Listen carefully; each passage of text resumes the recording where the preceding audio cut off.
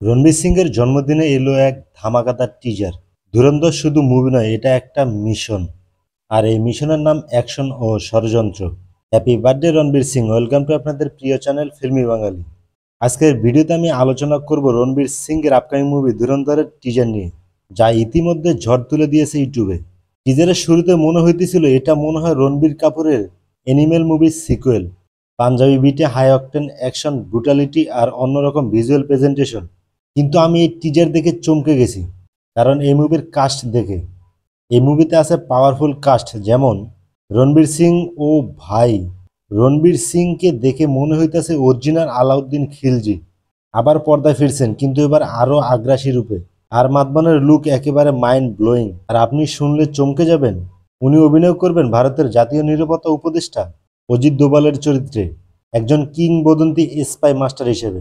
তার সঙ্গে আছে অর্জুন রামপাল ও অক্ষয় খান্না আর সঞ্জয় দত্ত। প্রত্যেকের লুক আর উপস্থিতি এতটা বাস্তব যে তাদের দেখে মনে হইতেছে এই মুভিতে তারা অভিনয় করতেছে না, মনে হইতেছে এই চরিত্রগুলো আসল। এই মুভিটি একটি বাস্তব ঘটনা থেকে বানানো হচ্ছে, যদিও এখনো জানা যায়নি এটা ঠিক কি ধরনের ঘটনা। তবে টিজার দেখে যেটা বুঝলাম তাই যথেষ্ট একজন মুভি লাভারের জন্য। আর মাতবনের ডায়লগে বোঝা যাচ্ছে প্রতিশোধের আগুনে জ্বলছেন তিনি।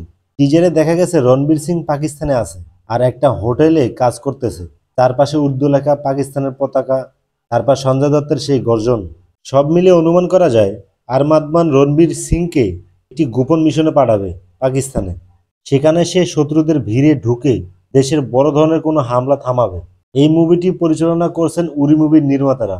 তো বুঝতে পারছেন কি লেভেলের হতে যাচ্ছে এই মুভিটা। এই মুভিটি মুক্তি পাচ্ছে 5 ডিসেম্বর, আর সেই দিনে প্রবাসের রাজা সাহেব এই মুভিটা মুক্তি পাচ্ছে, অর্থাৎ এক বড় বক্স অফিস ক্লাস। এই টিজার দেখে আপনাদের কেমন লাগলো, রণবীরের এই রূপ আপনাদের কেমন লাগলো, কমেন্টে জানাতে ভুলবেন না। নতুন আপডেট ও ট্রেলার নিয়ে ফিরবো খুব শীঘ্রই। পরবর্তী ভিডিওতে দেখা হবে, ততক্ষণে সাবস্ক্রাইব করে পাশে থাকুন। আল্লাহ হাফেজ।